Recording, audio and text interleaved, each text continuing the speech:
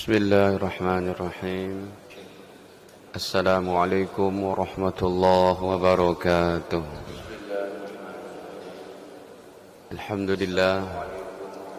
Alhamdulillahi rabbil alamin. Wabihi nasta'inu ala umuri dunya waddin. Wassalatu wassalamu ala ashrafil anbiya'i wal mursalin, Nabiyyina Muhammadin wa ala alihi wa sahbihi wa man ittaba'ahum bi ihsanin ila yaumiddin, amma ba'd. Ya ma'syaral muslimin wal muslimat, usikum wa nafsi bi taqwallah, faqad fazal muttaqun. Qala Allah ta'ala: ya ayyuhalladzina amanu taqullaha haqqa tuqatih wa la tamutunna illa wa antum muslimun. Para hadirin kaum muslimin muslimat yang dirahmati Allah Ta'ala, sebelumnya marilah senantiasa kita panjatkan puji dan syukur hanya kepada Allah atas segala limpahan nikmatnya kepada kita, terutama sekali nikmat iman, nikmat Islam, nikmat kesempatan diberikan untuk kita beribadah kepada Allah. Kita awali hari ini dengan perkara-perkara yang sangat mulia, perkara-perkara yang menarik ridha Allah. Salat berjamaah, qiyamul lail, mengikuti majelis ilmu, yang orang-orang duduk dalam majelis ilmu ini adalah orang-orang yang dibanggakan oleh Allah Subhanahu wa taala. Nama kita, nama orang tua kita, dosa-dosa kita diampuni. Allah kirimkan sekian banyak malaikat untuk mengikuti majelis ini. Rahmat pun bercurah-curah. Dan terakhir, kalau kita sudah selesai, maka malaikat akan menyeru, qumu maghfuran lakum qad buddilat sayyi'atukum hasanat. Bangkitlah kalian, pulang ke rumah-rumah kalian dengan dosa sudah diampuni. Amin ya rabbal alamin. Hadirin, tema kita adalah pagi ini keutamaan berinteraksi dengan Al-Qur'an. Ini kayaknya yang jadul yang ini apa yang ini? Ini diganti dengan yang lebih baru, lebih bagus lagi. Ya, kayak di Citrus tuh, ya, bagus. Ini kayaknya jadul nih. Baik, hadirin, untuk pagi ini tampilannya nggak bisa dihadirkan berarti. Ya. Para jamaah dirahmati Allah, jangan jauh-jauh dari Al-Quran. Ya. Ini keyword kajian kita pagi ini, jangan jauh-jauh dari Al-Quran. Menyesal dan menyesal. Coba diperhatikan. Malaikat Jibril menjadi malaikat yang paling mulia, melebihi Mikail, melebihi penopang Arash. Malaikat penopang Arash itu lebih gede dari malaikat Jibril, tapi kalah mulia. Malaikat penjaga surga, neraka, kalah mulia dengan Sayyidina Jibril. Kenapa? Karena berinteraksinya Jibril dengan Al-Quran, penyampai wahyu. Jadi mulia Sayyidina Jibril. Yang diberikan wahyunya adalah Nabi Muhammad. Al-Quran adalah kitab induk, gabungan, penyempurna, paripurna dari kitab-kitab wahyu. Taurat, Zabur, Injil, Sohifah. Kalau Zabur kepada Sayyidina Daud, kalau Taurat kepada Sayyidina Musa, kalau Injil kepada Sayyidina Isa. Lalu kalau Sayyidina Ibrahim, Nabi Yusuf, Nabi Sulaiman, yang nggak punya nama kitab apa berarti? Para nabi yang tidak disebut nama kitabnya disebut Sohifah. Semua Sohifah, Taurat, Zabur, Injil, kesempurnaannya ada dalam Al-Quran.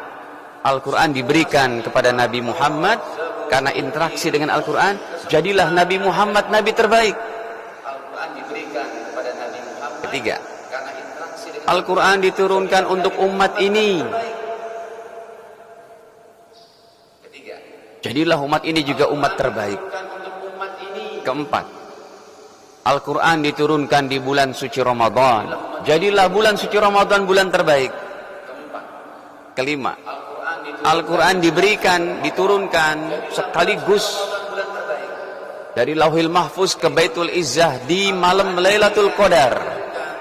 Jadilah malam itu malam terbaik dari 360 malam. Kenapa? Berinteraksinya dengan Al-Quran. Kita pun kalau mau jadi baik kayak begitu, jangan jauh-jauh dari Al-Quran. Makanya kalau kita bicara standar Nabi, dalam hadis sahih riwayat Imam Bukhari, nomornya 1877 dalam syamilahnya, ya, standar baca Quran Nabi untuk umatnya 1 hari 1 juz. Tapi tidak wajib. Sebab kalau wajib, yang nggak baca 1 juz berdosa tidak? Wah, tidak. Ya, bukan wajib hukumnya. Baginda Nabi bersabda, Iqra'il Quran fi kulli syahrin. Sebenarnya sini pembicaraan beliau dengan sahabat Abdullah bin Amr bin As. Karena begitu semangatnya sahabat Abdullah bin Amr, ya Rasul, kasih tahu saya ya Rasul, sekiranya saya mau puasa ini, kayaknya puasa kalau 3 hari setiap bulan masih kurang bagi saya Rasul. Kata baginda, ya udah, tambahin deh Senin Kemis, puasa bulan-bulan haram. Masih kurang ya Rasul, boleh nggak yang lain lagi lebih banyak? Puasa Nabi Daud, sehari puasa, sehari libur, sehari libur, sehari puasa, sehari libur. Nah, ini adalah sebenarnya pertanyaan sahabat Abdullah bin Amr. Lalu kalau baca Quran ya Rasul, kata Nabi, Iqra'il Quran fi kulli syahrin.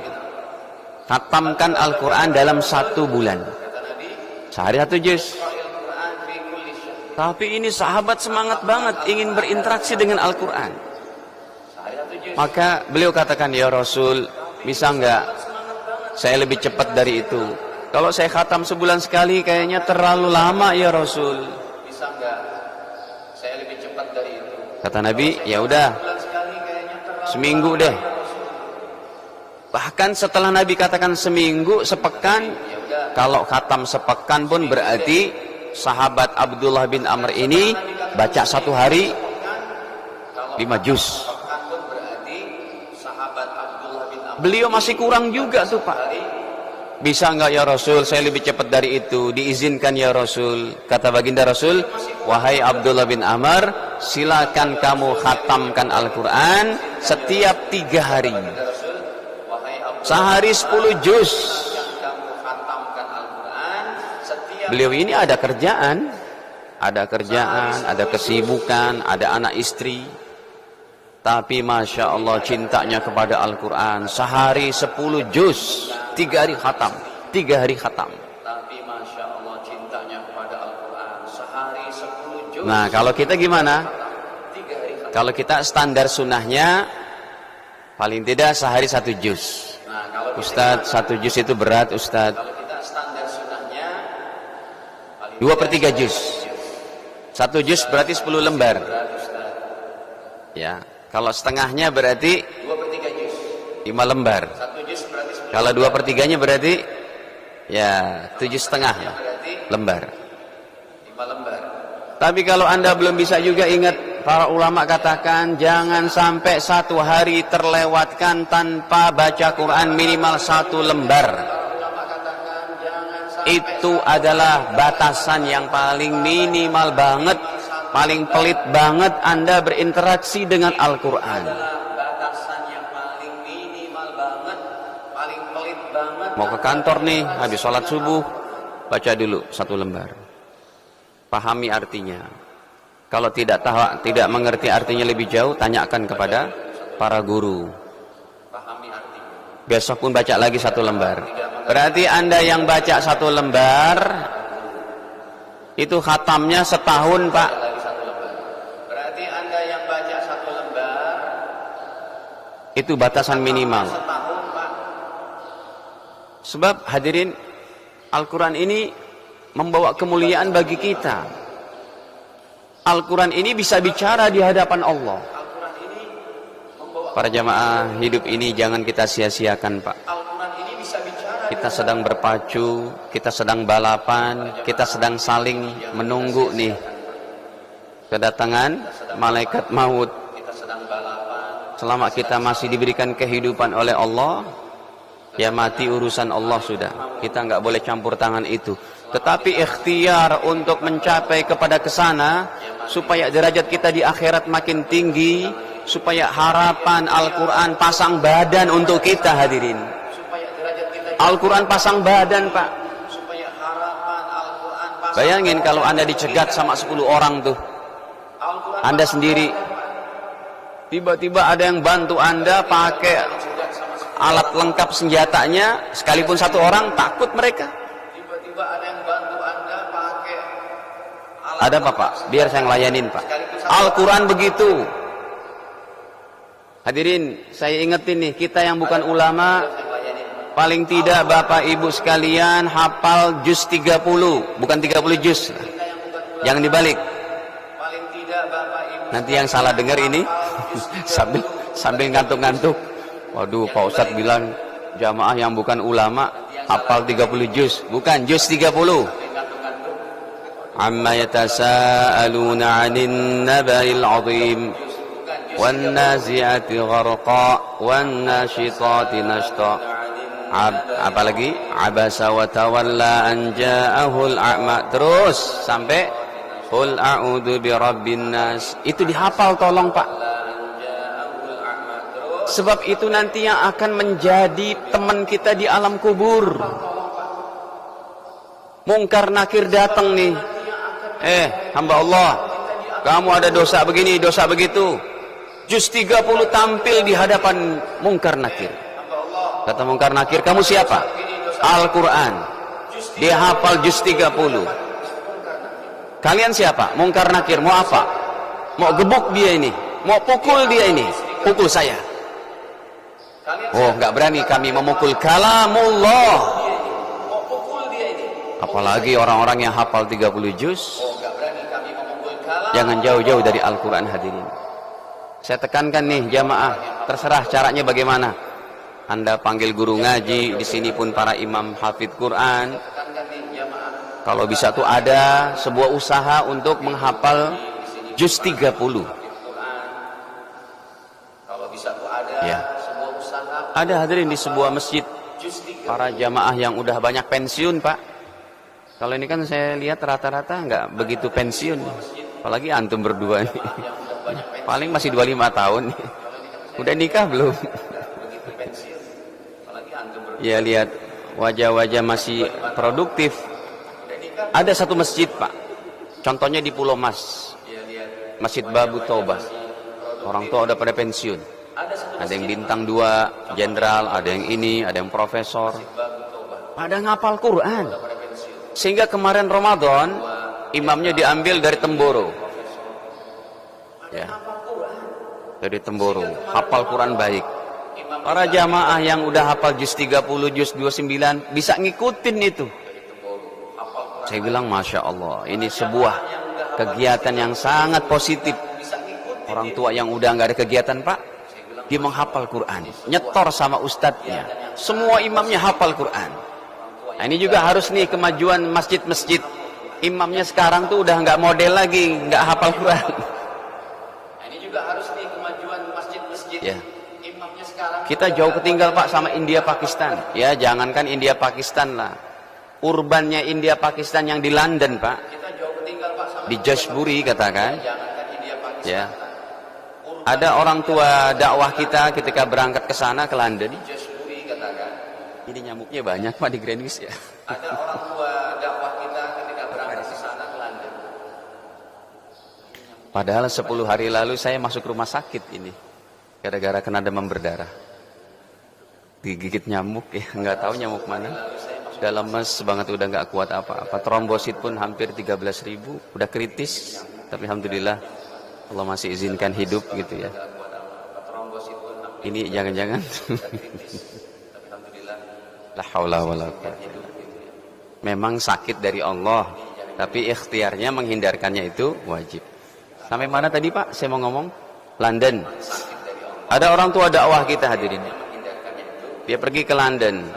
Di salah satunya lah di kota apa itu Johannesburg-nya. Kok Johannesburg? Kemudian hadirin sholat Jumat.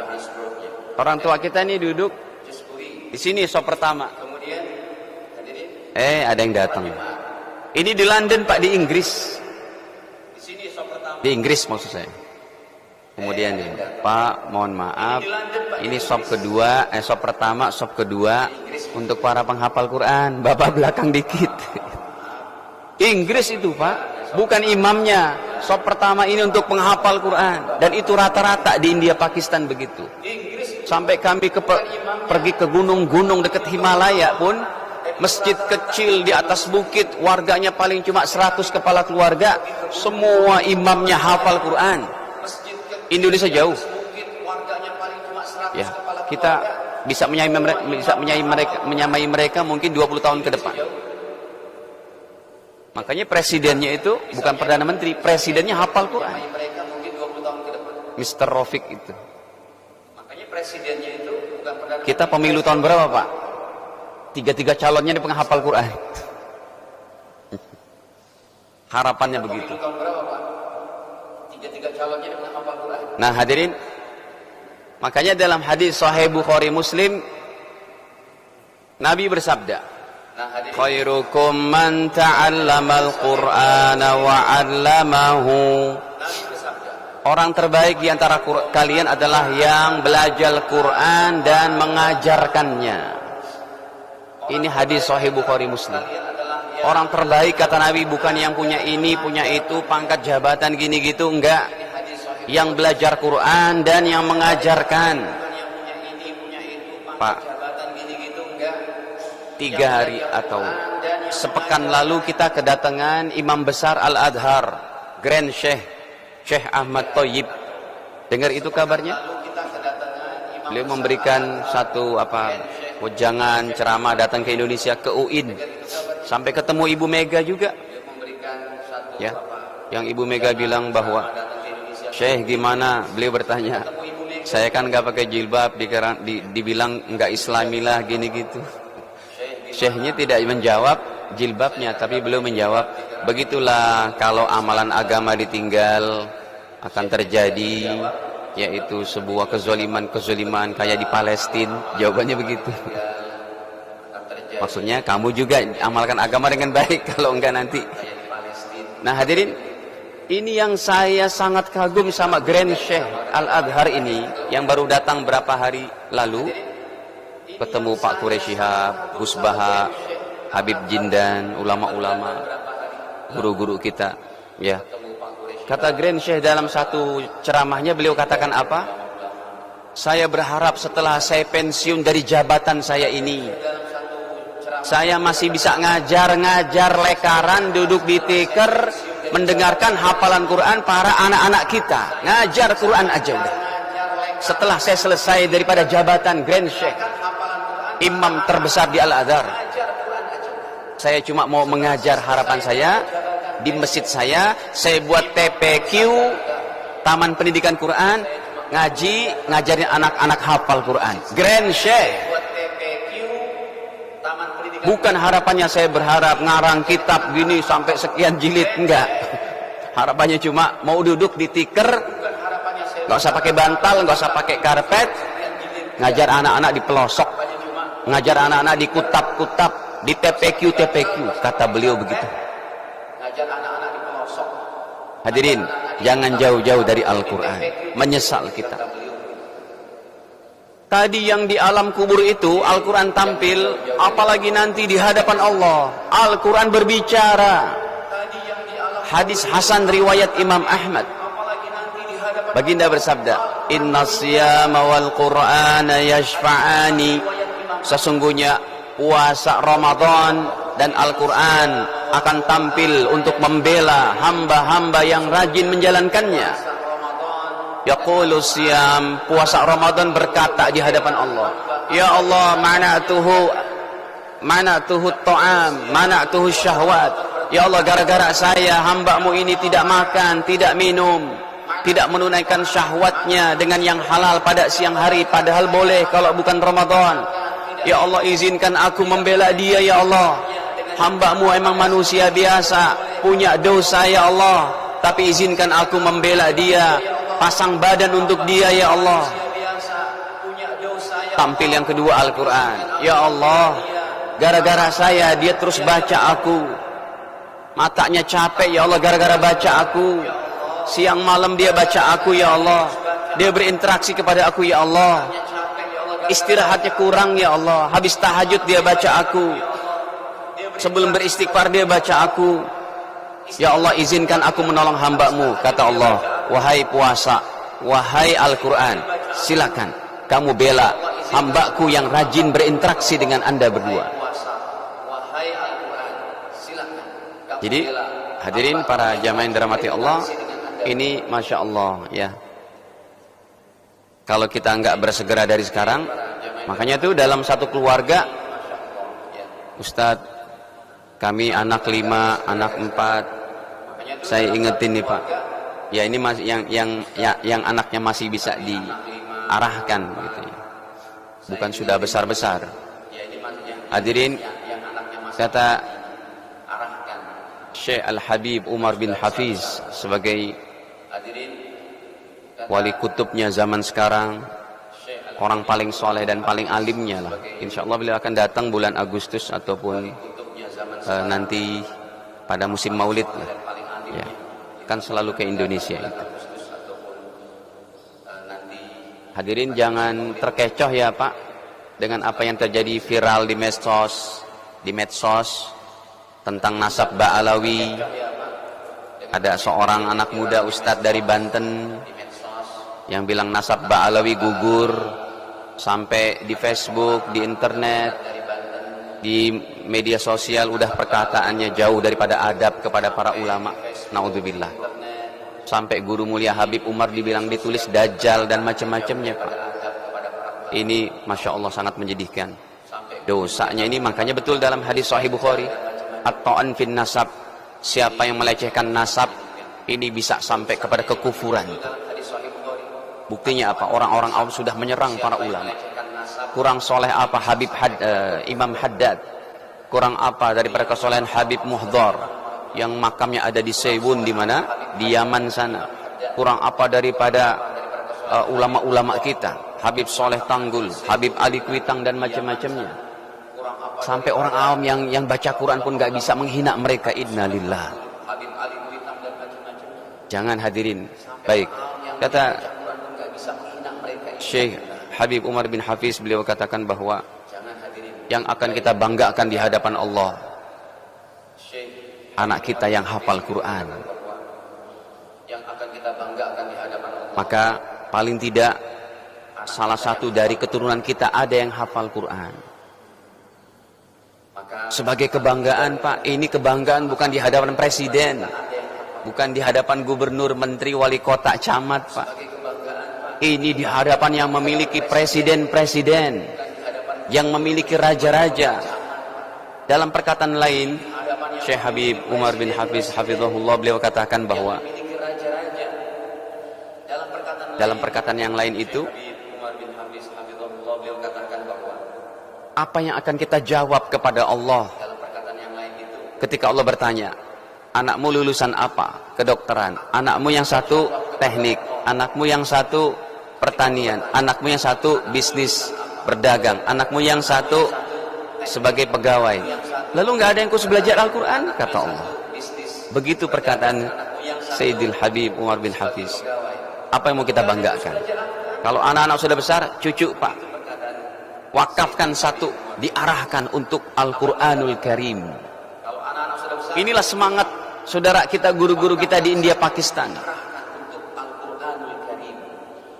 Saya ketemu tuh, yang tadi saya bilang, presidennya hafal Quran, menterinya hafal Quran, pilot hafal Quran.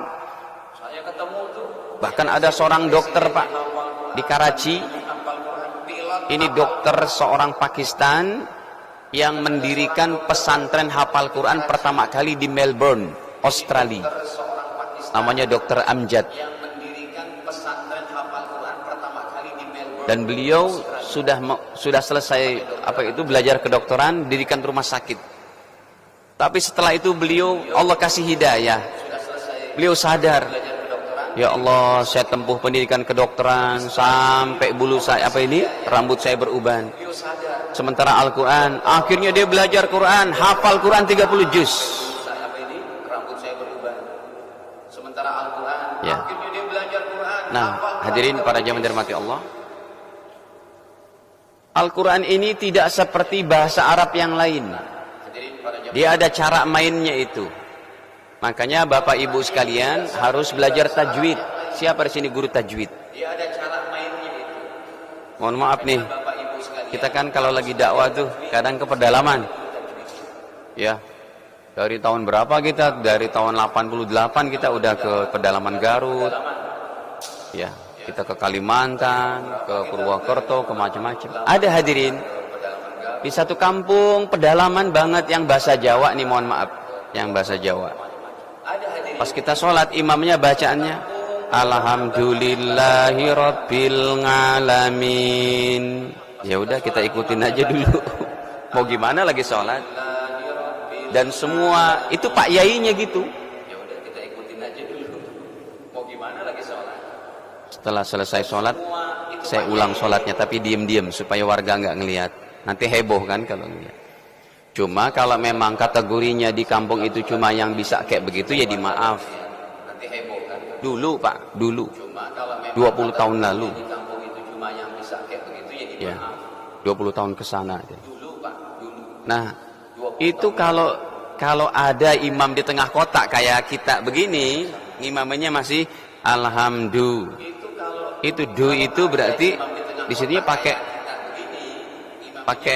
eko itu do. Jangan do alhamdulillah, biasa aja. Ya. Apalagi kalau di Indonesia ini Pak udah marak banget, bukan marak maksud saya itu udah biasa ngucapin kho pakai ngorok. Apalagi kalau di Indonesia kho. Coba Pak Diding, kok, ini kan pakai ngorok, kayak mau keluarin reak, iya kan? Itu keliru, bukan begitu ngucapin kok. Dia tidak pakai kalau disukunkan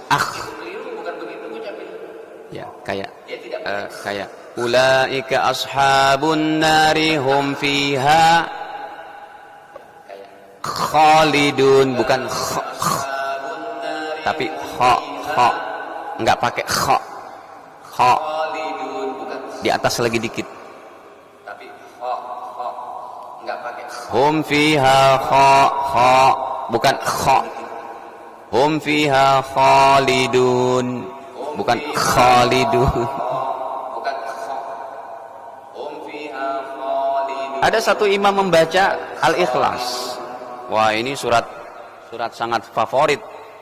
Gara-gara cinta Al-Ikhlas aja, seorang imam di Masjid Kuba di Madinah, masjid pertama yang dibangun, imam pertama di Masjid Kuba, habis Fatihah dia bacanya apa? Ya, setelah ghairil maghdubi. Cuma kalau kita mau jadi imam sekali-kali gitu ya, sumpah menjadi perjalanan tadi apa? Ya bagusnya memang baca sirata itu disambung satu nafas sampai akhir, jangan dipisah. Siratal ladzina an'amta 'alaihim ghairil maghdubi 'alaihim waladdallin. Amin. Imamnya selalu baca kulhu dulu. Qul huwallahu ahadunillahu samad. Lam yalid wa lam yulad wa lam yakul lahu kufuwan ahad. Baru baca ayat panjang kayak tadi tuh dibaca sama Pak Imam. Fastaghathahu alladhi min syi'atihi. Tapi saya merasa tadi nyimak Pak Imam itu maksudnya mic-nya itu kenapa suaranya sember ya Pak? Sehingga saya nggak jelas banget mendengar lafaz-lafaznya itu. Ini suara saya kedengaran bagus nggak Pak? Tapi kenapa kalau ngimamin suaranya pecah begitu? Apa karena terlalu ini ruangannya? Coba beli ininya ini kayak di Masjidil Haram Pak. Jelas banget itu. Coba tanya sama DKM-nya di sana. Sound systemnya itu. Betul. Saya meraba-raba nih bacaan imam. Ini kok saya enggak ayatnya kayak rabun gitu. Apa sih dibacanya ini?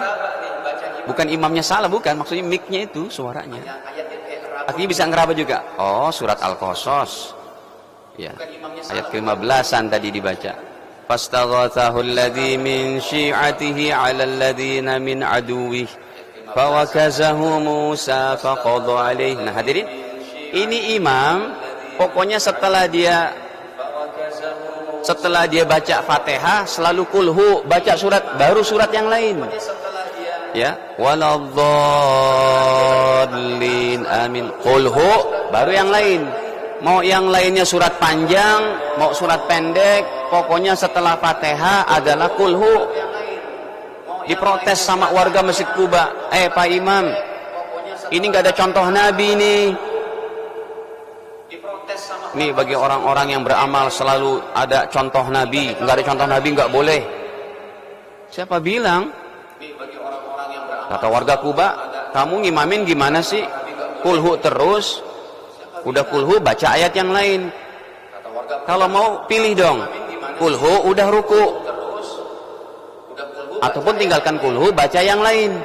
Ini enggak, kulhu dibaca. Kata imam ini, saya tidak akan tinggalkan cara ngimamin saya begini. Kalau kalian tetap mau saya jadi imam, oke, cara sholat saya kayak gitu ngimaminnya. Tapi kalau kalian tidak mau ya melanjutkan kontrak ini, ya udah saya tinggalin. Silakan cari imam yang lain. Enggak kelar masalahnya. Datang Sayyidina Muhammad baginda Nabi sallallahu alaihi wasallam. Kata Rasul, ada apa? Begini ya Rasul, permasalahannya. Ini Pak Imam selalu baca kulhu baru surat yang lain. Kulhu surat yang lain. Rasul enggak bilang, Pak Imam, ini enggak ada contoh saya tahu.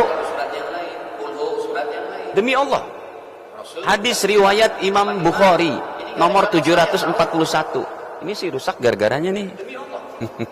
Hadis riwayat Imam Bukhari. Mudah-mudahan bulan depan ya Pak udah ganti ya Pak Didi. Kecil lah, keren wisata mah kayak gini aja. Hadirin, lalu Rasul bertanya, wahai Pak Imam, gerangan apa yang membuatmu cara sholatmu baca kulhu terus?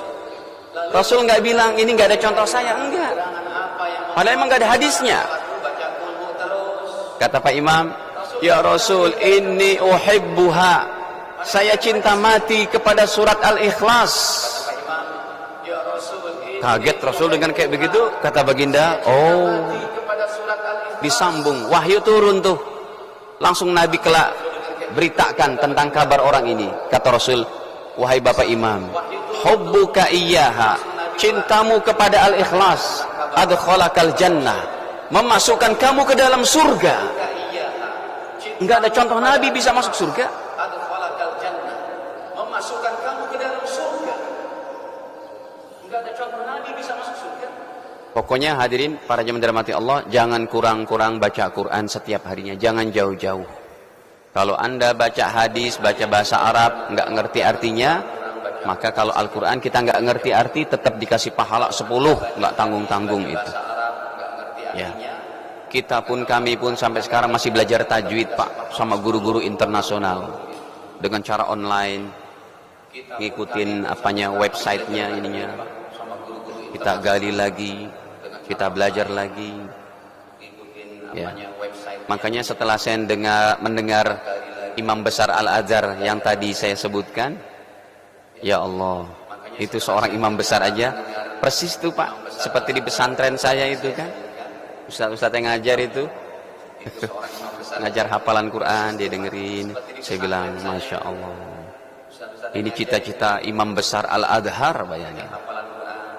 Nah, para jamaah dirahmati Allah, ya, apalagi kalau anak kita yang hafal Quran atau dia sendiri yang penghafal Quran, yang pertama kali dibanggakan sama Allah adalah orang tuanya. Itu akan dipakaikan mahligai pakaian serta mahkota yang sangat indah. Alladzi dauhu kauda'us syams, ya, yang cahayanya adalah lebih apa itu, lebih terang dari sinar matahari. Itu baru ayah ibunya. Bagaimana dengan anaknya sendiri yang hafal Quran? Kata Nabi, fama dhannukum billadzi amila bihadza. Itu bapaknya kayak begitu penghargaannya, ibunya kayak begitu, dari Allah penghargaannya. Apalagi anaknya sendiri yang hafal Quran. Nah, para jamaah dirahmati Allah, ya, selesai dari kajian ini, pegang kata-kata keywordnya Pak, jangan jauh-jauh dari Al-Quran. Kalau kita punya handphone pribadi, maka seyogyanya juga kita punya Quran pribadi. Ya. Saya merasakan Pak, kalau sebab di India Pakistan ini jumlah penghafal Qurannya itu lebih banyak dari saudara-saudara kita di Arab Pak. India, Pakistan, Bangladesh itu lebih banyak. Makanya saya lihat itu Pak, ada orang tua udah sepuh, dia ke masjid. Saya kira bawa apa itu? Bawanya pun dia pakai adab. Enggak begini bawa Qurannya Pak. Dia jalan. Bukan begini dia pakai adab. Enggak begini bawa Quran. Tapi bawanya gimana? Ini ternyata Quran pribadinya itu dibungkus sendiri. Dibungkus rapi pakai kain, ada iketannya gitu. Dibawanya dengan penuh takzim. Ketika dia mau masuk masjid, saya perhatikan tuh. Dia masuk masjid, sandalnya mau ditaruh di rak. Ya. Ini tetap di kanan. Sampai sebegitu detailnya. Sebab keliru kan. Kalau Qurannya di sini, ambil sandalnya di kanan. Saya perhatikan itu. Ini orang-orang tua yang sudah sampai kepada nilai makrifat kepada Allah. Tindak tanduknya semuanya penuh dengan keridhaan Allah. Dia masuk masjid, mau ngambil sendal, mau taruh di raknya, Al-Quran yang udah dibungkus itu Quran pribadinya, dipegang begini, baru tangan kiri yang megang sendal. Itu adab. Kayak Anda masuk masjid itu, buka sendalnya bagaimana, nanti kita keluar masjid pakai sendalnya bagaimana. Sedetail itu. Maksud saya, itu Quran pribadinya sampai dibungkus dengan kain rapi, diikat. Setiap selesai baca dicium. Punya Quran pribadi hadirin. Kalau sekarang lebih mudah. Mungkin Anda mau baca Al-Quran yang tidak kelihatan ekstrim banget. Kayak kita di airport, di terminal, di stasiun. Kan kalau kita pegang Quran kayak, wih, ahli surga banget nih, gitu ya. Tapi kalau pakai handphone, kalau kita pegang Quran kayak, suka lagi WhatsAppan lagi apa, hati lebih nyaman. Padahal lagi baca Quran. Boleh juga Pak, nanti pas Anda sudah sampai batasan mana, tinggal screenshot. Nanti pas membaca buka lagi, tadi sampai mana screenshotnya. Begitu. Oh, sampai halaman ini. Oh, ini udah hampir berapa lembar nih, alhamdulillah. Tapi di rumah tetap ada Quran pribadinya yang Anda jadikan batasan.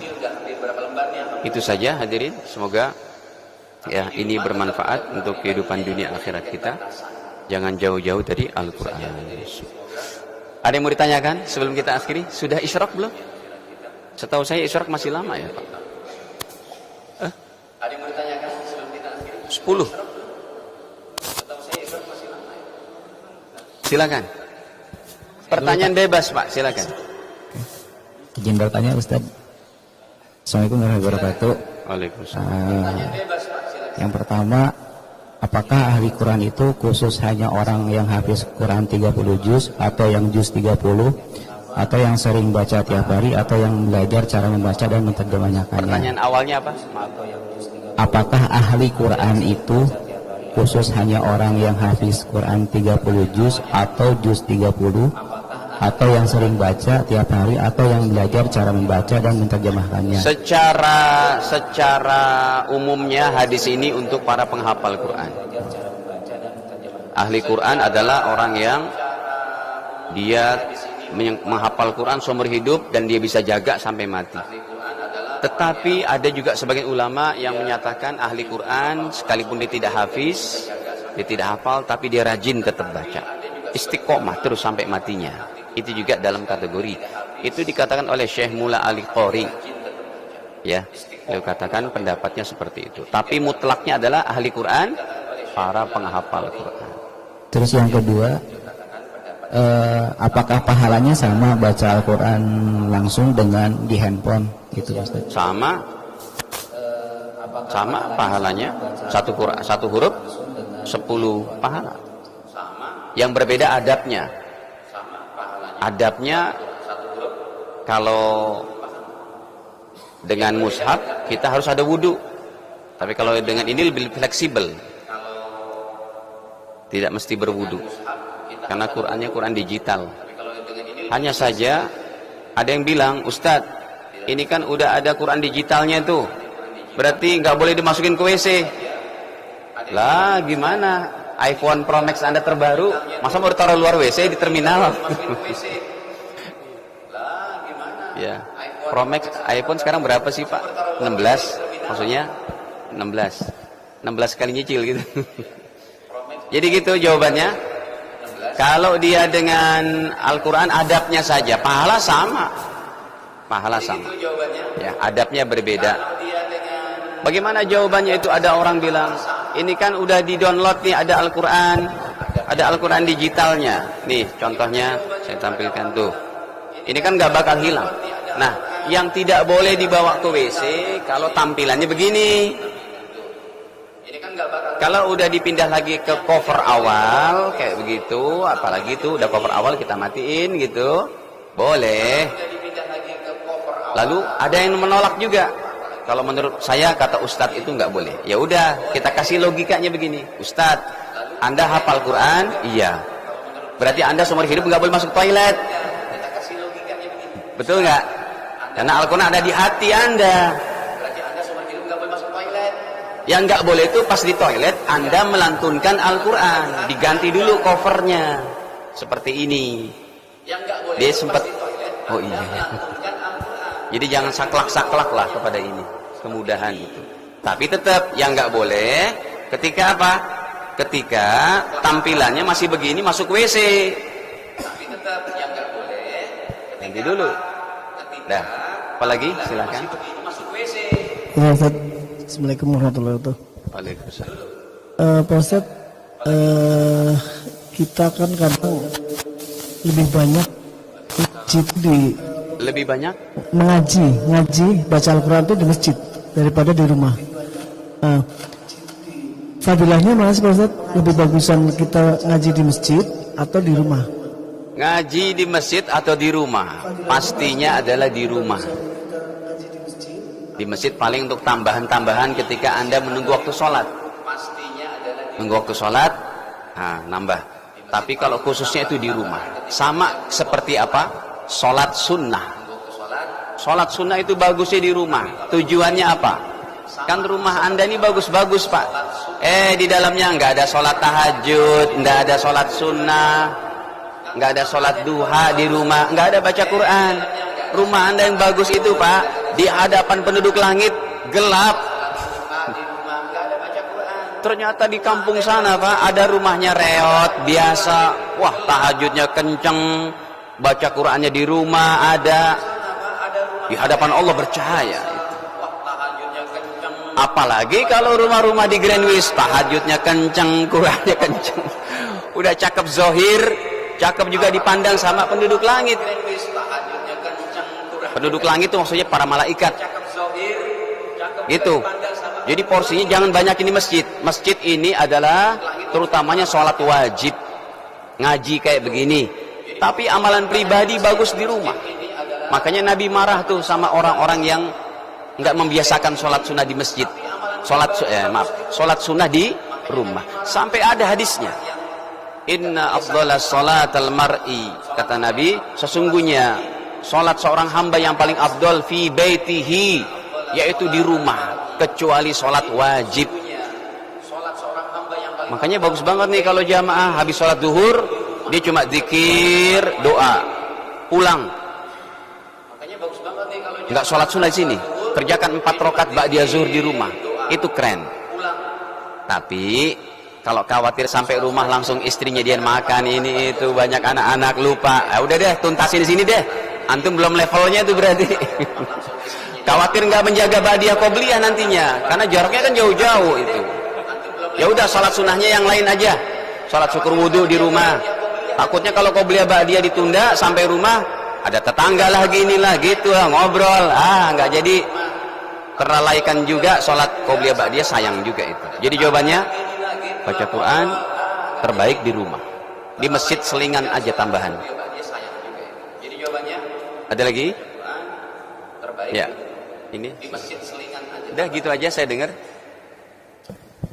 Boleh Ustaz, sebentar tadi. Oh, masih ada? Tadi kan Pak Ustaz sampaikan lebih baik baca Al-Quran di rumah. Sedangkan kita itu sedang mengejar syuruk Pak Ustaz.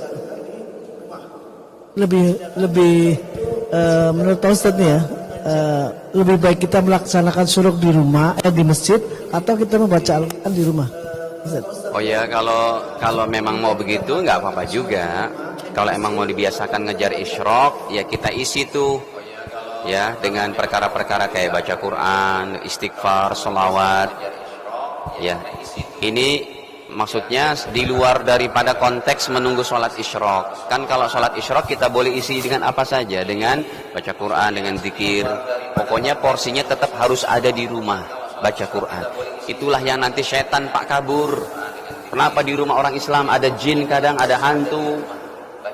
Kan nggak level banget nih, rajin ke masjid rumahnya ada hantu. Padahal kalau dibaca aja udah surat apa itu Al-Baqarah, nggak ada lagi hantu di rumahnya. Padahal kalau dibaca aja udah gitu. Kalau ketemu hantu hadepin aja Pak, nggak usah baca apa-apa, ludahin aja, gitu. Kalau antum berani. Ya, terima kasih Pak Ustadz. Assalamualaikum warahmatullahi wabarakatuh.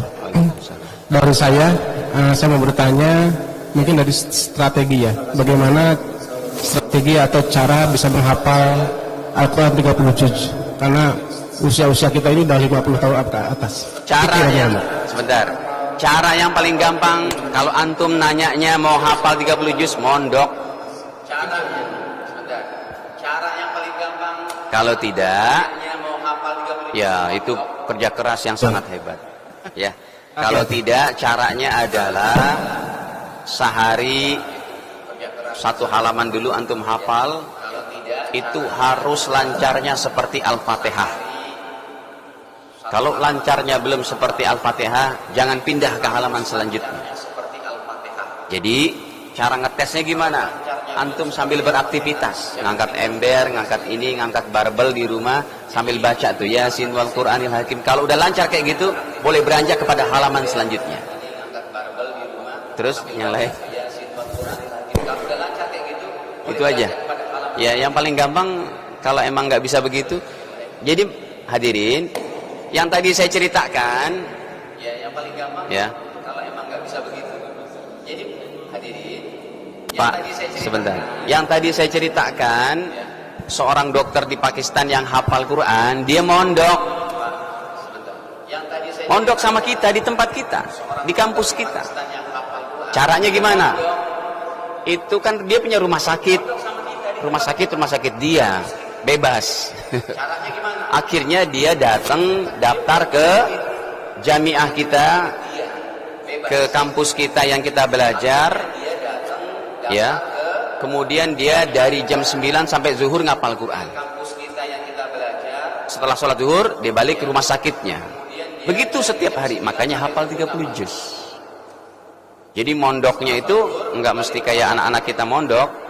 Dia tetap datang ke pondok dengan rutin kepada ustadznya itu. Atau nih di masjid ini diatur, dimanage oleh para imamnya, para DKM. Gimana caranya nih jamaah ada yang mau menghafal Quran. Ini perlu kita kasih sebuah perencanaan terbaik. Dicatat tuh, kapan Bapak mau datang menyetor kepada saya. Bisa. Kita aja di Indonesia ini belum diremajakan kayak begitu, belum dibiasakan menghafal Quran di masjid bagi para jamaah umum. Gitu. Bisa. Coba dimusyawarahkan sama ustadz-ustadz di sini yang hafal Quran. Di sini ada ustadz itu juga, Ustadz Zaki. Apalagi ada Ustadz Zaki. Enggak, beliau masih ngimamin di sini.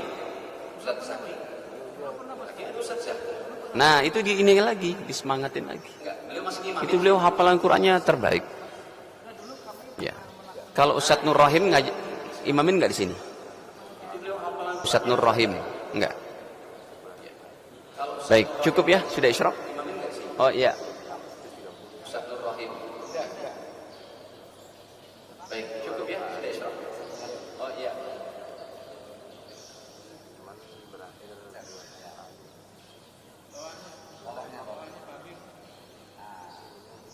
Apa? Udah nggak apa-apa saya dengar? Ya. Apa? Udah nggak apa-apa saya dengar? Ya. Tidak mengamalkan isinya. Terus? Tidak mengamalkan isinya. Terus?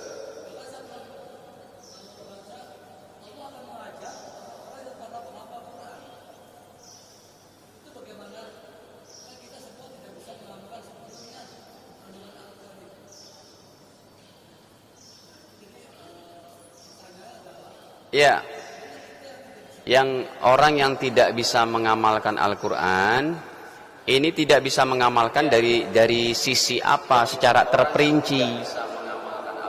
Bapak tidak mengamalkan Al-Quran karena nggak sholat, kan sholat perintah Al-Quran, puasa. Bapak nggak sholat, ya itu berdosa. Bapak nggak puasa, itu berdosa. Sekarang tidak mengamalkan Al-Qurannya seperti apa, terperincinya itu. Nanti akan direken oleh Allah Ta'ala, akan dinilai seperti ini. Nah, contohnya begini. Contohnya, di Indonesia ini belum dilakukan hukum Al-Quran. Seperti orang berzina dirajam, orang membunuh di kisos. Nah, itu baru jadi PR tuh. Itu juga akan ditanya di hadapan Allah. Dari tingkat presiden, ulamanya semua akan ditanya. Kayaknya dulu udah pernah saya sampaikan. Kalau di hadapan Allah, Allah bertanya, kenapa kamu tidak menjalankan ayat ini? Surat An-Nur ayat kedua. Orang berzina dicambuk atau dirajam dalam hadisnya. Ya, peminum khamr diberikan takzir. Ataupun orang membunuh dikisos. Kutiba alaikumul qisasu fil qatla. Kenapa kamu tidak menjalankan ini? Dulu pernah saya kasih jawaban bahwa katakanlah kepada Allah, ya Allah maafkan kami belum mampu untuk menjalankan itu. Itu berkaitan dengan hukum Islam berarti. Sedangkan kita tidak menganut itu. Ini semua kita berdosa. Itu contohnya. Jadi bukan orang yang dia rajin baca Quran tapi tidak mengerti artinya, bukan begitu. Itu tetap dapat pahala. Hanya saja nanti dia tidak mengamalkan apa yang tidak diamalkan, itu diperinci, itu jadi dosa. Makanya saya tanya, contohnya apa lagi? Itu contoh paling besar tuh yang tadi saya katakan. Di negeri kita belum berlaku nih hukum hudud kayak begitu. Nggak kayak di Saudi, nggak kayak di negara-negara yang sudah menganut itu, kayak di Brunei. Di Brunei jangankan rokok, jangan minuman keras, rokok aja nggak ada sekarang. Itu. Gitu ya Pak. Jadi terperinci apa nanti yang tidak diamalkannya itu. Jangan dipukul rata. Penghafal Quran dia tetap baik di hadapan Allah. Paling tidak dia menjaga sampai mati itu hafalannya. Demikian dapat kami sampaikan. Semoga Allah Ta'ala mudahkan kita untuk mengamalkannya. Kekurangan dimaafkan. Kita akhiri dengan kafarah majelis. Subhanakallahumma bihamdik. Asyhadu an la ilaha illa anta astaghfiruka wa atubu ilaik. Wassalamualaikum warahmatullahi wabarakatuh. Assalamualaikum.